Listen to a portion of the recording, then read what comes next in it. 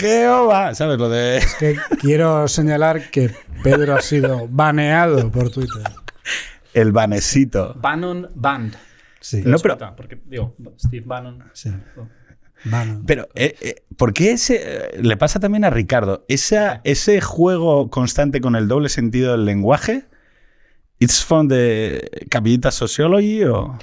Yo creo que, no sé, o sea, en mi caso a mi padre siempre le ha gustado hacer muchas bromas. De hecho, teníamos un juego en las comidas familiares y tal, que era hacer un juego de palabras, o sea, ganaba el que hacía un juego de palabras que consiguiera que se riera menos gente.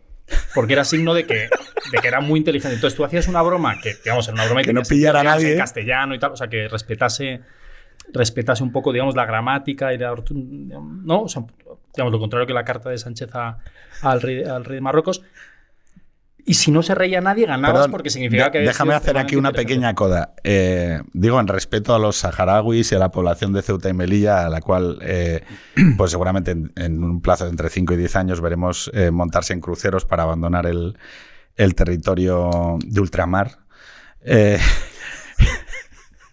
Montados... Ojalá sea un crucero piolín, ¿sabes? Sí. Quien recoja Transmediterráneo. A los abogados de provincia. Ganas de Transmediterráneo. A los abogados de provincias de Ceuta y Melilla diciendo, Amparo, ya está, esto se decidió hace mucho tiempo. Los pies no hago. Exactamente, algo así como el 2000, se decidió exactamente en 2021. Digo, para que cuando dentro de 10 años yo pueda decir, yo ya lo dije, ¿no? Pero es llamativo que en mitad de eso, que es un tema grueso, sí, yo creo que constitutivo un poco del proceso de desnacionalización en el que está inmersa España, o quizá de otro tipo de nación, o sea, quiero decir, aceptamos, ¿no? Aceptamos. El gran comentario de David Blázquez, pero ya me mandó la carta y yo pensé, joder, me va a decir que qué grave, ¿no? Sí. Y me dice, las comas están mal puestas. Y ese era el tema, o sea... No, pero yo estoy con David, en el sentido de que se empieza por poner mal las comas... Y se acaba cediendo el Sáhara. Se acaba cediendo la soberanía a un sultanato. Pero, sí, ¿no? Sí. Sí. O sea, porque si a ti te importa, empiezas por la coma.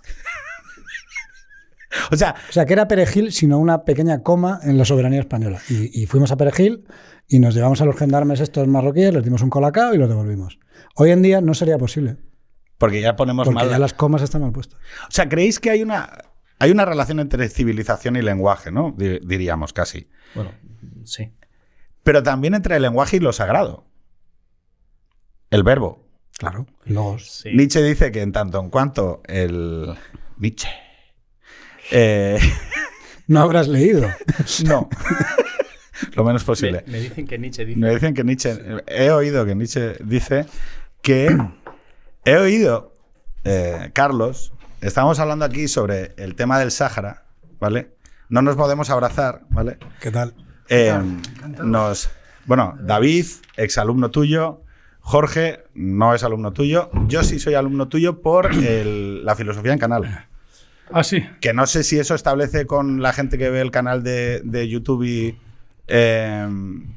la relación profesoral, pero, o sea, mis hijos te escuchan en viajes. Es un experimento pedagógico que estoy haciendo. Pues en lo que funciona, por lo menos para mí. Sí, estoy trasladando mis clases de filosofía, las estoy trasladando a ese formato, al formato de YouTube, y por ahora me lo estoy pasando muy bien, la verdad. Pues claro, le decía David, cuando apareció lo del Sáhara, que lo de la renuncia de Pedro Sánchez con la carta y demás, que bueno, que para mí es un tema grueso, que afecta al tema de la constitución de la comunidad como comunidad nacional o no, bueno, todos estos rollos largos, pero lo fundamental es que a David lo que le ofendía era que las comas de la carta estaban mal puestas. Entonces, claro, lo que yo me preguntaba es, oye, sí que hay una relación entre civilización y lenguaje, ¿vale? Pero Nietzsche decía que no se podía extirpar lo sagrado del hombre, porque al principio era el verbo. Y entonces, claro, que hay un componente sagrado en el lenguaje. Entonces, claro, David, que tiene mucha faith, o sea, es hardcore user de la faith, ¿vale? O sea, él es... O sea, sí, ¿no? Se puede definir así. O sea, ¿se puede ser creyente en escala? Como, no. ¿Se puede ser poco creyente o muy creyente? ¿Sabes esta peña que todo se lo compra de Apple y tal? Pues él es lo mismo, pero con Dios. No, pero ¿se puede ser muy creyente? A mí se me rifan los católicos, sobre todo, por convertirme al catolicismo. No paro de, ¿En serio? de tener a mi... ¿Todavía? Sí, no paran. Desde Juan Manuel de Prada, mi querido amigo Juan Manuel de Prada, que no pierde la esperanza, hasta una doctoranda que tengo ahora que está haciendo la tesis sobre Chesterton y que estaba convencida de que su tesis iba a ser un éxito, no porque le pusieran sobresaliente cum laude, sino porque seguramente al terminar de leerla estaría ya convertido al catolicismo. En ese sentido hay que decir que la tesis es un fracaso porque no me he convertido. Por lo demás está bastante bien. Pero ¿y por qué? ¿Y cómo alguien conservador, me permito percibir que eres conservador en la idea de conservar determinados lazos y relaciones dentro de una comunidad, aquellas cuestiones relativas a la dignidad, por ejemplo, ¿no? Y criticar aquellas cuestiones que disuelven esos lazos, ¿no? Puede vivir sin lo sagrado. Sí. O sea, sin elevar a sagrado algo, ¿no? Bueno, yo siempre he mantenido en todas mis clases siempre que el ser humano no está hecho para ser un ser humano, sino para ser algo parecido a los dioses. Eso lo dice Aristóteles y yo soy aristotélico a carta cabal, ¿no? Así es que en ese sentido creo que los ateos también podemos tener una relación con lo sagrado, entendiendo o por lo menos con lo divino. Nos dice Aristóteles: no somos mortales porque mortales, no debemos de comportarnos como mortales puesto que somos mortales o como humanos puesto que somos hombres, sino en tanto que hay algo inmortal en nosotros, intentar inmortalizarnos con todas nuestras fuerzas. Eso que hay en nosotros que nos permite inmortalizarnos lo llama divino, y en ese sentido pues el ser humano está siempre destinado a ser algo más que meramente humano. En ese sentido también estamos de acuerdo con Nietzsche. Uh-huh. Algo así como el superhombre, ¿qué relación con lo sagrado debería de tener? Pero, por ejemplo, la diferencia entre la idea de la narración, ¿vale? O sea, nosotros necesitamos, para alcanzar esa idea de la divinidad, por ejemplo, a mí me pasa una cosa cuando veo a mis hijos leer cómics que yo leía en mi infancia y que leyó mi padre. Me ha pasado con Asterix y me está pasando ahora. Carmen es usuaria intensiva de las bibliotecas, ¿vale? Como fue su padre, como fui yo, y como fue a su vez su abuelo, o sea, que fue mi padre. Y claro, yo ahí noto, en ese relato alrededor de algo que me trasciende, que hay una narración que sí que va más allá de mí. O sea, que somos algo más que meramente costillas, sangre, mucosas y demás, ¿no? Y me pasa con Asterix, y me pasa con una cosa muy rara que no sé por qué le gusta tanto a Carmen, que es Tintín. Bueno, sí, no. Tintín no es una cosa muy rara. Tintín es la obra maestra del siglo XX. Y con Lucky Luke. Pero ¿cómo que la obra maestra del siglo XX? ¿Por qué? Es una de las grandes obras maestras del siglo XX, Tintín. Para mí sí, es así. Yo diría que el libro que más he leído en mi vida, sin duda alguna, ha sido Tintín en el Tíbet. Lo habré leído con mucha diferencia más que otros libros, que he leído muchos. Lo habré leído 1500 veces, quizás, no lo sé. Lo he vuelto a leer otra vez porque le he vuelto a leer todo Tintín a mis hijos ahora. ¿Se lo has leído? Ahora sí. Bueno, sí, se los leía cuando eran pequeños y no leían todavía, pues ya les estaba yo leyendo. ¿Pero les has advertido que eres racista? No es racista en absoluto. No es racista y la demostración palmaria es el proceso que él hace desde el Loto Azul hasta Tintín en el Tíbet. Efectivamente. ¿El qué? Esa es la gran demostración palmaria. Fue racista, Hergé fue racista en Tintín en el Congo y en Tintín en América. Son dos libros muy malos, que no se entiende ni cómo pudo escribirlos, y también Tintín en los soviets, que también era un libro completamente fracasado. Habría sido... Perdón, esto de los soviets no tiene que ver con la ideología de izquierdas. Sí, claro, era una crítica, era una crítica furibunda a la Unión Soviética. Ya, hombre, pero entre criticar a los negritos del Congo, perdón por la expresión, pero los dibuja de una manera muy ridiculizada horrible, y muy infantil. Y, hombre, a los soviets... Bueno, Tintín, lo importante es que el Tintín y los soviets es un libro muy malo, pero muy, muy malo. En el Congo, pues está bien malísimo, pero francamente malo. Y Tintín en América, aunque tiene algún destello de inteligencia, también es un cómic absolutamente detestable. ¿Pero y qué es lo que lo hace eterno? Pues le pasó algo ahí, entre los cigarros del faraón y el Loto Azul, Le pasó algo a Hergé que le convirtió en un genio. Se convirtió de pronto en un genio y, como cualquier genio, pues dejó de ser racista, porque el verdadero arte nunca es racista. A él le pasa que conoce en una escuela de arte a Chang, que es el personaje de Chang, que es el estudiante chino de arte, y a partir de ahí él establece una relación con la cultura china que le permite, porque de otra manera... De hecho, él tiene una viñeta en El Loto Azul donde salen los arquetipos sobre los chinos. Sí, efectivamente. Sí. Donde salen las vendas en los pies. Eso es lo que podría... Lo mismo podría haber dicho de sí mismo con respecto a Tintín en el Congo. Todo está lleno de arquetipos racistas sobre África. Y en cambio, en El Loto Azul, sobre China, de pronto ha pegado un cambiazo radical y él mismo denuncia los arquetipos que se cuentan sobre China. Realmente este sujeto, Chan, que realmente sí que existió y fue amigo suyo, le debió de cambiar la vida tanto que le cambió también su forma de pensar y se volvió muy inteligente. Mira por dónde. Sí, tuvo una conversión a la inteligencia y algo genial que le ocurrió, vamos. Pero los arquetipos, cuando hablamos... Dale, David. No, digo que antes de que llegaras he dicho que no he leído Tintín en mi vida, ¿no? Entonces, lo que no me impide, por supuesto, hablar muchísimo sobre el tema como lo mismo, como buen maestro. Tampoco has visto a Dios nunca y te pasas el día hablando de eso. No me paso el día hablando de... Pero digo que es bonito en lo que describís la dinámica del cambio. Es decir, que por la experiencia y el conocimiento humano eres capaz de ver más y ver de una manera diferente, ¿no? Yo creo que no sé si me están mirando mal. Digo que no sabes si te están mirando. Que hables aquí. Que hables un poquito más cerca, es lo que te están diciendo. Digo que uno no sale del prejuicio fácilmente por los preceptos, sino que sale mucho más fácilmente porque se encuentra con un bien con el que ya no puede identificar. Y en este caso por la amistad o por el amor. Claro. Sí, fue así. Él mismo lo cuenta así. Él mismo dice que le ocurrió algo muy profundo cuando conoció a Chan y que a partir de ahí cambió todo en su vida. Y es verdad, sencillamente él era muy joven y había escrito 3 cómics de mierda y a partir de ahí no paró de además, él publicaba en un periódico católico belga, en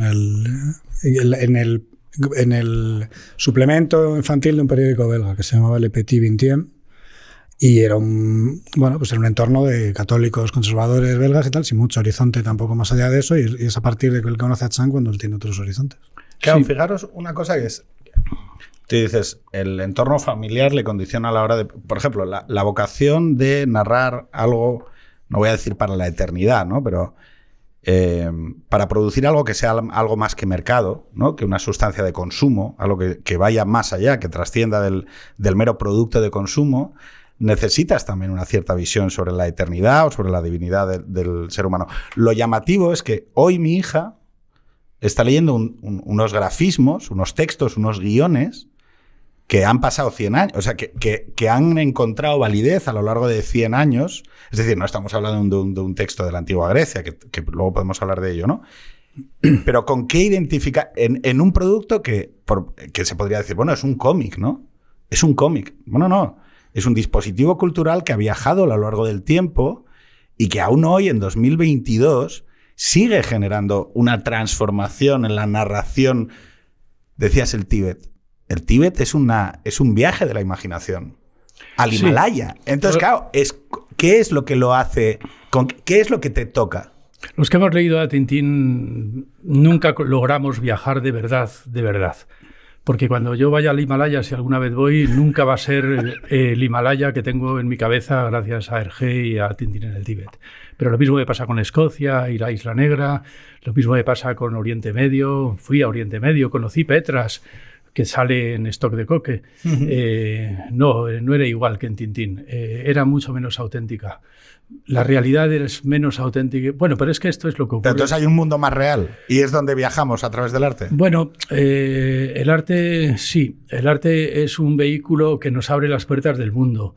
Mientras que hay montones de dispositivos psicológicos, neuróticos, toda nuestra sintomatología para ser nosotros mismos que nos separa de ella. La gente vive en un continuo selfie en el que constantemente está, aquí estoy yo y las pirámides, aquí está yo y estoy yo y el Everest, como si uno siempre fuera más importante que el Everest o más importante que las pirámides. Y solamente el arte o la poesía o el cómic en este caso es capaz de ponerte enfrente de las pirámides tal y como son. Tal y como es el Himalaya, tal y como es Escocia, tal y como es la realidad. Pero entonces hay una perdonad, sí. Entonces, la comunidad moral, ¿vale? A la que pertenecemos, ¿vale? Para poder sentirnos religados, para poder sentirnos en comunión, o sea, que somos lo mismo, necesita esa producción cultural para que nos reconozca. O sea, por ejemplo, aquí nos hemos reconocido 3 personas que leen cómic a través de Tintín y uno que no ha leído nunca nada, pero que puede entender a través de la experiencia de la literatura de qué estamos hablando. Claro. En esta mesa estuvo un autor de un libro que se llama Batio, Adolfo Usía, hablando Alfonso Usía, hablando con un fan de Antonio Vega y entrando en contacto a través de la literatura, ¿no? Claro, hay una premisa moral. ¿Es necesario crear desde una premisa moral para la comunidad? ¿O se puede crear simplemente para la expresión de una belleza? O sea, ¿necesita el arte eso? Siempre hay un punto de partida, pero el arte siempre va más allá de la cultura, siempre trasciende a la cultura. El arte, yo siempre lo digo, sí que pertenece a la cultura, pero porque es una manera de escapar de ella. Entonces, bueno, naturalmente no puedes escapar desde ningún sitio, tienes que escapar desde el punto de partida de la cultura misma.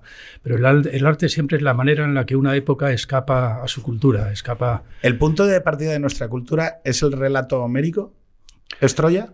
Sí, en gran medida de Occidente, sí. De Occidente. ¿Y por qué? Bueno, pues porque casi todo lo que somos como occidentales se lo debemos a los griegos. En Grecia está todo. En Platón no hay absolutamente nada que podamos pensar que no esté de alguna manera ya en él. De alguna forma fue el gran filósofo Whitehead, ¿verdad?, el que dijo que toda la historia de la filosofía era un tomar notas a pie de página de las obras de Platón. Y los griegos lo inventaron todo, inventaron la democracia, inventaron el imperio de la ley, inventaron, o sea, absolutamente todas aquellas cosas en las que nos reconocemos como occidentales. ¿También el cristianismo? El cristianismo está ahí. El cristianismo es una vuelta de tuerca curiosa, sí. En cualquier caso, hay una posible reinterpretación filosófica del cristianismo que se podría reconocer en los textos de Platón también. De hecho, el cristianismo, bueno, aquí no sé si David estará muy de acuerdo, pero el cristianismo... Me encanta porque es que lo he hablado con él como la figura de autoridad. No, es que lo he hablado con él que comiendo. La gente que me conoce dirán, pero bueno, ¿pero por qué? No. Pero esto lo hemos hablado tú y yo comiendo alguna vez de una manera un poco más, digamos, un poco más pedestre, pero que sí que el cristianismo es una invención griega, por lo menos al mismo nivel que judía. El cristianismo como religión, porque lógicamente Jesús es un milagrero, que si tú ves los evangelios sinópticos, pues es un milagrero que no tiene mucho más que la curación y la sanación. Lo hemos discutido, eso sí. Lo hemos discutido. Y o sea, que lleváis tiempo discutiendo aquí ya, antes de que yo llegara. Hemos sido compañeros de trabajo. Y el que introduce el logos es Juan. Sí, mira, hay un texto de Plutarco en que nos dice que Alejandro Magno descubrió algo muy importante para la humanidad, y es que no había que tratar a los bárbaros, porque no había que considerar que los bárbaros eran malos por ser bárbaros o los griegos eran buenos por ser griegos, sino que había que empezar a llamar griegos a los buenos y bárbaros a los malos. Vale. Bueno, pues eso es algo así como resumido, muy en resumen, muy condensado: amarás al prójimo como a ti mismo. Es decir, te pondrás en el lugar de cualquier otro y buscarás ahí la justicia. Te pondrás en el lugar del otro. Bueno, pues en ese sentido se puede decir que entonces habría que decir que el inventor del cristianismo fue Alejandro Magno. Al fin y al cabo, bueno, un macedonio, un griego...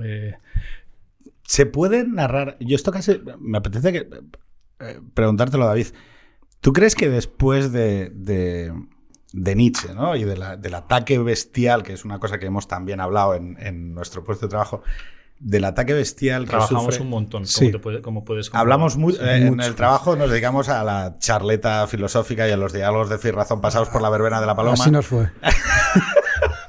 Pero lo importante es, después de Nietzsche Nietzsche decía una cosa que era lo de es que ahora, o sea, ya ni siquiera podemos, o sea, ya no es como antes, que pudiéramos pensar que el cura está equivocado. Es que ahora ya sabemos que nos miente. O sea, quiero decir, ya no es una cuestión de que sepamos, ¿no?, de que, bueno, es que igual está... No, es que sabemos que hay intención en lo que hace. Sí, lo dice genial. En este momento no puedo reprimir un sollozo. Mi época está enterada. Cada vez que un agitador cristiano abre la boca... Nos está queriendo engañar, ¿no? No se puede decir que porque como hombre de letras que soy magnánimo y miro sin ningún rencor esa enfermedad mental que fue el cristianismo. Claro, pero mi hija... Dice, pero ahora ya no es una enfermedad, ahora es una mentira. Exactamente. Pero claro, mi hija abre los ojos ante Tintín y se deja impactar por una verdad y por una premisa moral y por una belleza a la cual no mira desde el cinismo. Miramos el Himalaya y nos embriaga, o sea, decimos, hay belleza o hay amor. Yo volví a recuperar esa noción de que existían cosas que no eran mirables a través de esa mirada de Nietzsche cuando llegaron mis hijos. Y cuando llegó el amor de mis hijos dije, no todo está a la vista, no todos son engaños, no todos son transacciones. Claro, mi duda es si en el tiempo actual, y yo creo que con esto que David, se puede volver a narrar se puede narrar desde lo genuino y convencer a la población de una comunidad desde ahí, o todos son sospechas, que yo es mi sensación, todos son sospechas. Bueno, es que vivimos tiempos muy malos. ¿Queréis hablar o...? Yo creo que David yo siempre, o sea, yo... Dale. Pero... Por ir por una parte, yo creo que el mundo griego prepara, introduce unos elementos o tiene la agudeza de descubrir y de formular de una manera única una serie de elementos que aran el terreno de una manera que determinadas cuestiones que vienen después son más comprensibles o más... Platón diciendo, oye, yo no puedo ir de esta orilla a aquella si queremos atravesar el río, o viene desde el otro lado con una barca o no habrá manera, ¿no? O sea, toda una serie de imágenes que yo creo que representan y expresan una espera, un deseo, una necesidad que todavía... Por no ser mentalidad moderna, no pretende responder el hombre por sí mismo, y que, oye, esto tendrá que venir de algún lado. Si existe, desde luego que tendrá que venir de algún lado, porque nuestras fuerzas se las va a llevar la corriente, ¿no? Y en ese sentido sí que creo que es una... lleva el punto de la inteligencia hasta el punto máximo al que, desde una cierta interpretación, se puede llegar con los recursos que uno tiene, ¿no? Y por eso es tan absolutamente maravilloso, leer a los clásicos, porque es continua esa, sobre todo porque sientes la frescura de una forma de mirar que no intermediada, que no pretende, que no está en la pretensión o en una cierta pretensión moderna, de poder responder a todas las preguntas que se hace, y además de haber creado las propias preguntas a las que luego además va a tener la fuerza de responder. Es como una cosa angustiosa, ¿no? Entonces uno lee a Platón y dice, qué gusto, coño, o sea, respiras, ¿no? Pero y lees a Nietzsche y respiras también, primero porque hay sinceridad. Y entonces eso, yo lo agradezco, porque no hay cosa peor que discutir con una persona, que no te ha sacado allí todas las, ¿no? Y entonces Nietzsche dice, traca.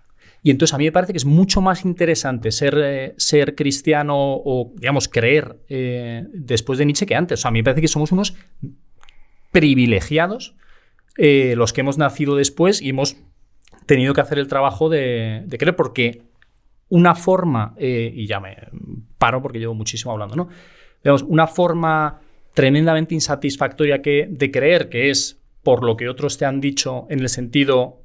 sin que eso pase por el filtro de la experiencia, o sea, Nietzsche la desmantela, o sea, la coge, la tritura, y entonces dices, bien, o sea, un falso amigo del cristianismo nos lo ha quitado Nietzsche, menos mal, o sea, deberíamos estarle tremendamente agradecidos porque ha dejado la cosa a un nivel en el que solo una experiencia como la de Hergé, ¿no? Hergé, como se diga, con Chan, puede hacer creíble el cristianismo. Es que te encuentras con una cosa que te cambia completamente la forma de mirar, de ser, tu inteligencia al nivel de la experiencia, no al nivel de las ideas, ¿no? Entonces yo a Nietzsche le tengo un agradecimiento, aparte que es maravilloso leerlo, ¿no? Pero le tengo un agradecimiento enorme. Pero es que tú hablas en tanto que cristiano.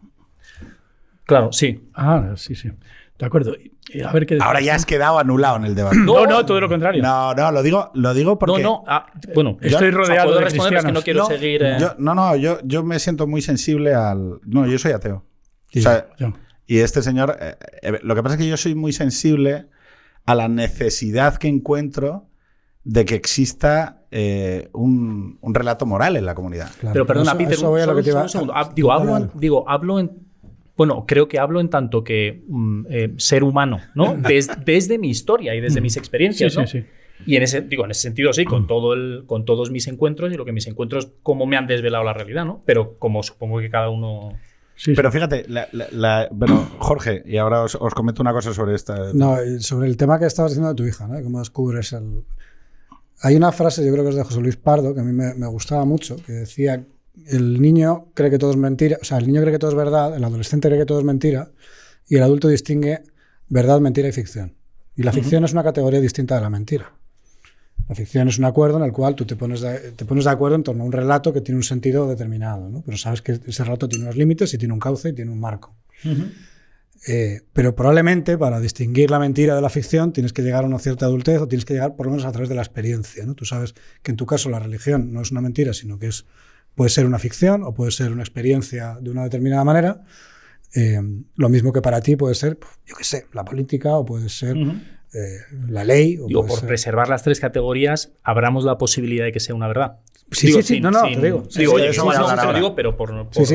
Pero que te digo que incluso como ficción tendría un valor. Porque no es una mentira en el sentido de que no es algo que a ti te estén arrojando para... Yo sí quería comentar también lo que has planteado, sí. Mira, por pasar a la siguiente y que si puedes, que seguro que sí, porque tiene que ver con esto. Nosotros, como Occidente, ¿no? Decías antes, el punto de inicio de Occidente es el relato homérico y Héctor a las puertas de Ilión defendiendo a su hermano París y asumiendo la muerte, ¿vale? Y ahí empieza algo, ¿vale? Que en Asia será con Confucio, las analectas y su madre, ¿vale? Pero ahí empieza algo. Y luego eso puede viajar de Atenas a Roma, la ley romana, la religatio. Luego pueden estar los judíos por ahí y puede llegar Cristo. Y puede ser verdad, ¿vale? Como lo es para una enorme masa de civilización de la orilla norte del Mediterráneo, ¿vale? Y religatio, religión, a nuestras comunidades morales alrededor de la religión. Y así fue durante siglos. Después abandonamos porque entendíamos que tenía unos ciertos límites y lo religamos a través de diferentes expresiones culturales. Si es que la religión puede ser verdad o puede ser una expresión cultural, la lengua, la raza y luego la ideología. Y la ideología expresada de una manera muy rara, porque la ideología expresada como parte de una práctica civilizada de guerra religiosa en nuestras propias comunidades. Es decir, donde los presupuestos, incluso, una izquierda revolucionaria, lo digo porque tú, por ejemplo, en tu pensamiento político, sí que atiendes, por ejemplo, al hecho del mantenimiento, a la conservación de determinadas instituciones de la práctica de la vida civil, las constituciones, la democracia representativa, determinadas... O sea, no sé si me explico. No hay una visión de tabula rasa, o sea, no vamos a borrar la sociedad o la comunidad moral, sino que vamos a hacer algo para transformarla dentro de sí misma, ¿no? Pero claro, el problema es que para David... Carlos, aquí hay que aprovechar los silencios y la pregunta para responder. Vale. Aviso... Para David... aviso cordial, digo... Perdón, para David, Cristo es verdad. Para mí es verdad el amor de mi hija. Para este señor, no sé, es verdad la amistad, porque sé que la tengo con él, y sé que para él es verdad porque la practica. Y para ti, la ideología, por ejemplo, ¿no? O sea, claro... No, vamos a ver, Cristo para mí también es verdad, en el sentido de que, es un señor que inventó una religión que tiene truco, podríamos decir, porque no predica un contenido, predica una forma, porque no predica algo así como para ser bueno tienes que hacer esto o hacer lo otro. Yo qué sé, por ejemplo, pues o bien, no sé, pagar impuestos o extirpar el clítoris a las mujeres, sino que lo que predica es más bien... la forma razón, predica algo así como el imperativo categórico, de tal manera que incluso cuando pretendes tener razón contra él, por el propio respeto hacia la forma razón que tienes, ya de alguna forma le estás dando la razón. Por eso los cristianos siempre ganan y por eso su proselitismo... Pero el imperativo categórico es posterior. No, que va a ser posterior. El imperativo categórico es eterno, como... La regla de oro. O sea, lo dijo Cristo, pero en realidad es posterior. Es la forma misma de la razón. Entonces, tiene esa eternidad. La regla de oro confuciana. No, a Pedro le preocupa el copyright. O sea, digo, por el copyright está, por supuesto, perfectamente contado por Sócrates en los diálogos de Platón. No hay ningún problema. Cristo le saca mucho partido porque se pone a predicarlo. Claro, cuando se va y nos deja solos aquí, lo que dice es id y predicad. ¿Y predicad qué? ¿Qué predicamos? La forma de la ley, es lo que viene a decir. ¿Pero qué predicamos hoy?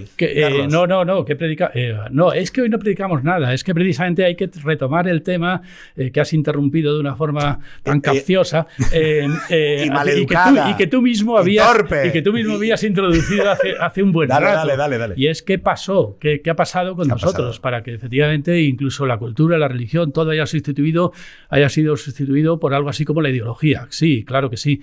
Y yo no considero que haya ya nada especialmente bueno, sino más bien malo. Pero quien lo cuenta esto una vez más bien, precisamente es Nietzsche.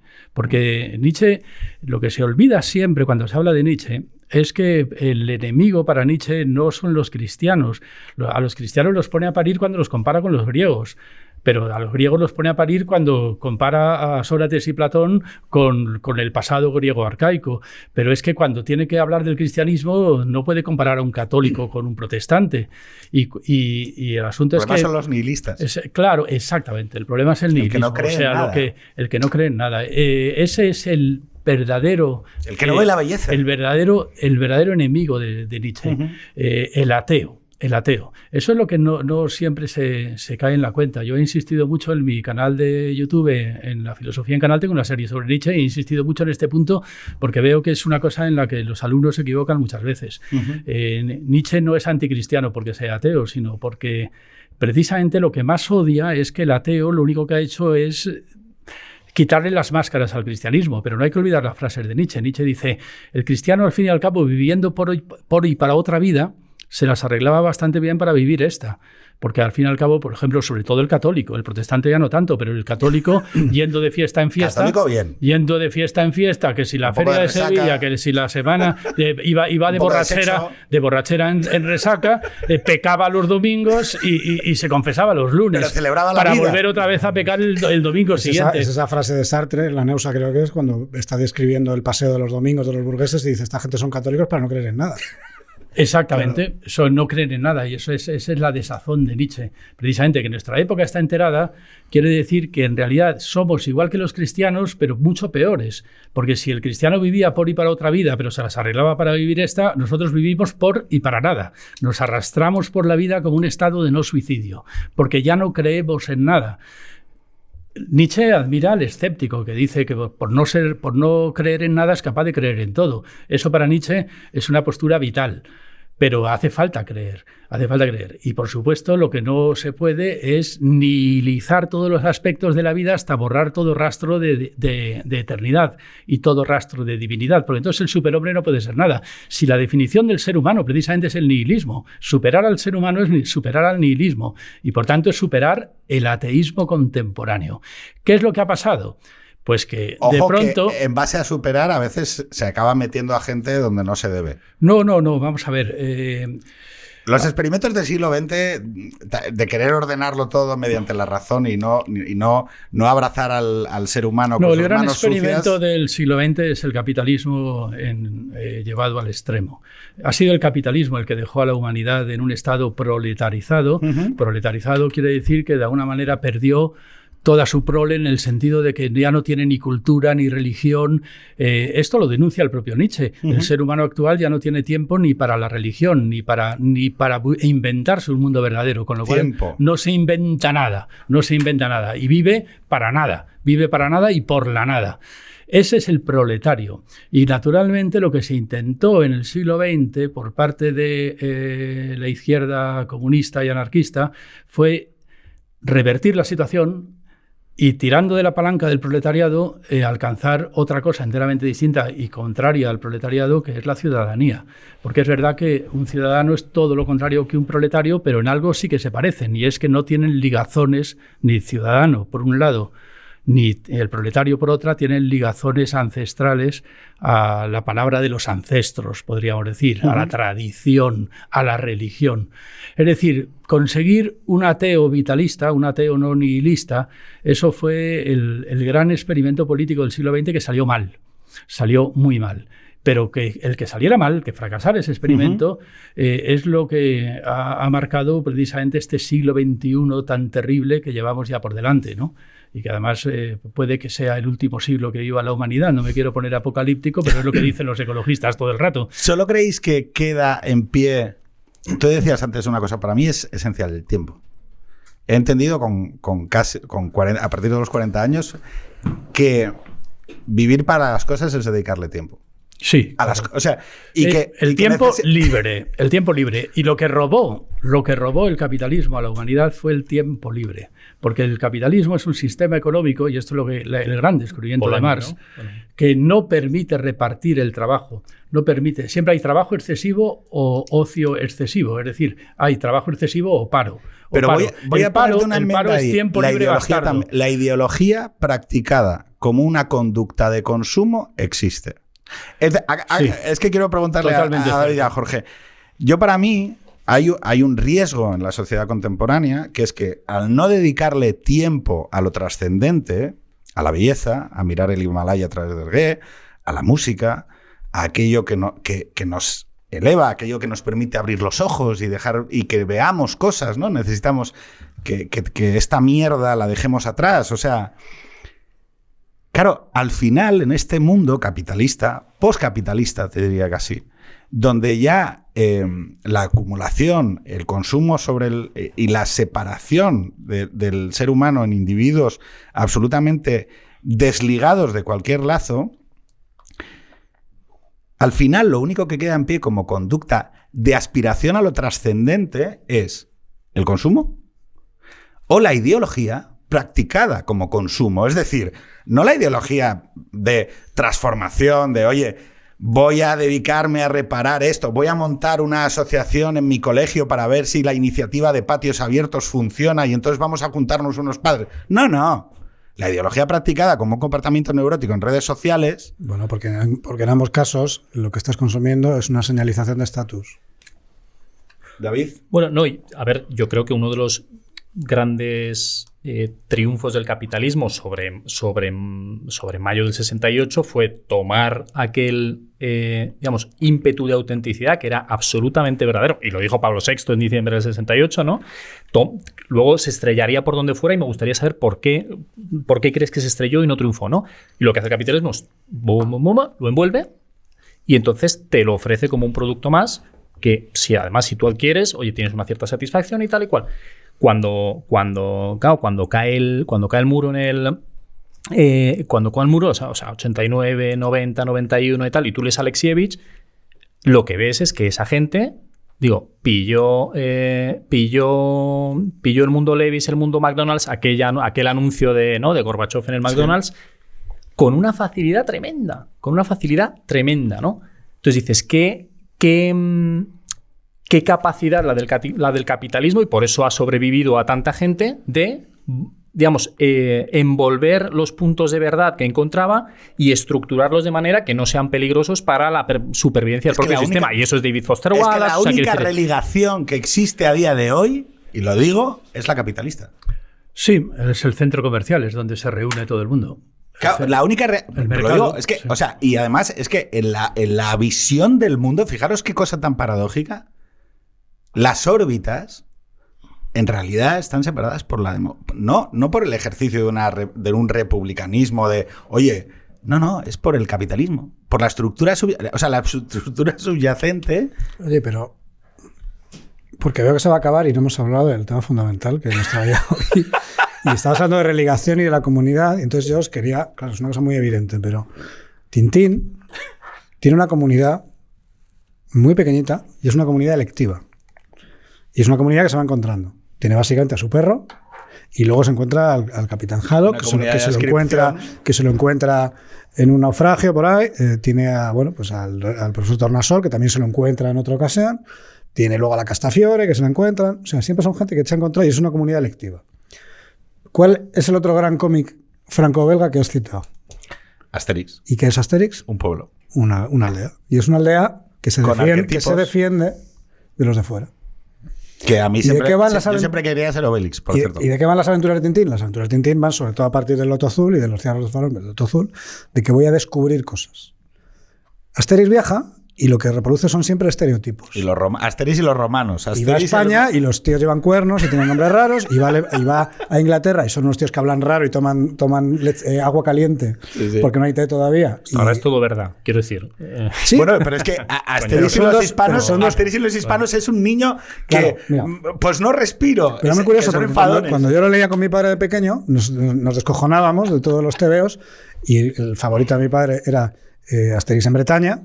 Porque, claro, los estereotipos ahí eran completamente se ajustaban exactamente a lo que tú pensabas de los ingleses. Y solo había un TVO que no le gustaba. ¿Cuál? Asterix en Hispania. Ah, ya. Claro. Esto es como el Economist, ¿no? Cuando lees, oye, estoy aprendiendo un montón, y luego lees el artículo sobre España y dices, ¿pero quién ha escrito? ¿Quién cojones ha escrito esto? ¿No? Pero te crees cuando hablan del Congo como si fuese la palabra revelada, ¿no? De hecho, la simbología de Asterix, del famoso mapita con los fuertes, se usa mucho en la izquierda de Berchales, se usa entre los castellanistas. Sí, sí. La aldea gala. Carlos, sí. Nos quedan 5 minutos. ¿Ah, sí? Esto es muy corto, lo siento. Tienes que venir otro día, pero esto siempre acaba de una manera. Y como quiero que tengas tiempo de hablar, porque te hemos robado mucho, porque somos muy charlones. Está bien. Siempre le pregunto a la gente que me recomiende, y le pido a todo el mundo que recomiende un libro, un disco, una peli, una serie, de algo que hable de lo que hemos estado hablando. En este caso, la religación, la belleza, lo que más. En este caso, vamos a hablar de Hergé, o sea, de Tintín. ¿Qué texto, qué cómic a recomendar le diríais a los que nos estén viendo y por qué? Vamos a ver, mejor ir a los clásicos, y entonces los clásicos son los libros de Tintín. Yo siempre he dicho que los mejores son El Templo del Sol, Tintín en el Tíbet, Las joyas de la Castafiore. ¿Por qué El Templo del Sol? Porque las Castafiore... El Templo del Sol es un viaje a Perú impresionante, un viaje momias a las culturas indígenas. Yo hice antropología en Chiapas y aluciné realmente con cómo Hergé había captado perfectamente el carácter indígena latinoamericano. Vamos, es impresionante. Es un genio, y en muy poquito, en un solo guiño, que es capaz de resumirte mucho más que varios libros de antropología. Cuando está el Capitán Haddock por ahí preguntando por Tornasol y todos los indígenas le contestan no sé. Eso es absolutamente literal. Los indígenas, además hay un texto de Roque Dalton en que explica por qué los indígenas contestaban siempre no sé, y pone algún ejemplo tronchante también, el gran poeta Roque Dalton, que luego creo que se suicidó, no sé si le mataron, no me acuerdo bien. ¿Qué opinión tienes sobre Viaje a la Luna? No es de los que más me gustan, aunque es una gran obra maestra. La isla misteriosa es una genialidad, pero no es una genialidad absoluta. Todos los libros de Tintín son buenos. Pero fíjate la diferencia entre El Templo del Sol, que está hablando de una cultura antropológica, no sé qué, y luego la isla misteriosa, que es una creación de la mente. Sí, pero ojo, porque sale una Inglaterra y sale una Gran Bretaña también muy de las primeras pelis de Hitchcock, muy de las, muy de los 39 escalones. Totalmente. Es que, pero yo fíjate, yo tengo la imagen, esto David, no lo sabes, hay una seta. Sí. En la isla hay una... Y tengo... o sea, puedo reproducir ahora mismo en mi cabeza la seta blanca de cuerpo con la caperuza roja y los puntitos blancos. O sea, bueno, es que lo que ocurre es que la materia que tiene el meteorito vuelve las cosas grandes. Entonces hay una araña que se vuelve grande, una manzana que se vuelve grande y además empieza a crecer muy rápido, y los hongos se convierten en setas, claro, porque los hongos están en todas partes. Y has mencionado las joyas de la Castafiore, que es muy curioso porque es el único que no van a ningún sitio. No van a ningún sitio y sin embargo es una obra maestra. Es una obra maestra de comedia. Una pieza de relojería increíble. No solamente no van a ningún sitio, sino no pasa nada. Es un MacGuffin porque no ha pasado nada. En realidad. Todo el mundo todo el rato crees que ha pasado algo y en realidad no ha pasado nunca nada. Jorge, ¿recomendación? Pues mira, ya que estamos con Tintín, voy a hacer una cosa un poco punky, porque, Carlos ha dicho que Tintín en el Congo es un tebo muy malo, y es verdad, es de una ingenuidad más cutre. Bueno, pues tiene las típicas cosas que veías en las pelis de Tarzán, ¿no? Le mete un barreno a un rinoceronte, de repente, o le pone un palo al cocodrilo, las típicas burradas que veías en las pelis de Tarzán, ¿no? Y sin embargo, yo el primer TVO de Tintín que leí fue que me lo regalaron, no me acuerdo que me lo regaló, fue Vuelo 714 para Sydney, que es el... Sí, buenísimo, también es muy bueno. Que a mí me encanta. Es el penúltimo, mucho mejor que el último. Que además me encanta porque tiene todos estos temas de los astronautas en la antigüedad, que luego a mí me han hecho mucha gracia y me han interesado mucho, y de los ovnis y tal. Y el siguiente que me regalaron fue Tintín en el Congo. Y es que son cosas que no tienen nada que ver. No tienen absolutamente nada que ver. Y sin embargo, para mí... Joder, es que luego a veces nos parece que los niños son gilipollas. Pues los niños no son gilipollas. Yo sabía que uno era de una época, otro era de otra época, y que era Tintín, y que no tenías por qué mezclar en tu cabeza nada, porque la gente no es estúpida. O sea, la gente le puedes poner en contacto con las cosas y no es tonta. O sea, puede ver las diferencias. David, un buen experimento. ¿Recomendación? Yo es que la que sea. Digo que no he leído cómics. Lo más reciente por mis hijas es uno que se llama Pascual ya no quiere su pañal. Muy bien. Buenísimo. Es lo más cercano al cómic que he leído recientemente. Hay un francés o belga, no lo sé, como Tintín quizás, que se llama Bourgeon se escribe, que tiene una saga que se llama Los pasajeros del viento, que es magnífica también. Es la misma línea blanca de Tintín. Pues yo acabo con esta frase recomendándole a la gente que hagan como hizo mi padre, que es que en una biblioteca de 4.000 libros había una pequeña colección de 40 tomos blancos finitos que destacaban por el color blanco que tenían y que de pequeño hicieron que mirara aquella parte rara de la biblioteca, en una casa en la que había libros en los pasillos, en los despachos, en las habitaciones, ¿no?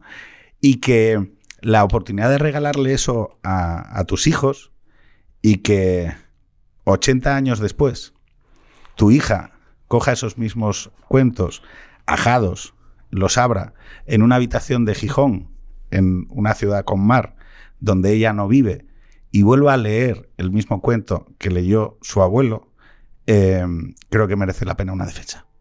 Nada más. Hasta la semana que viene.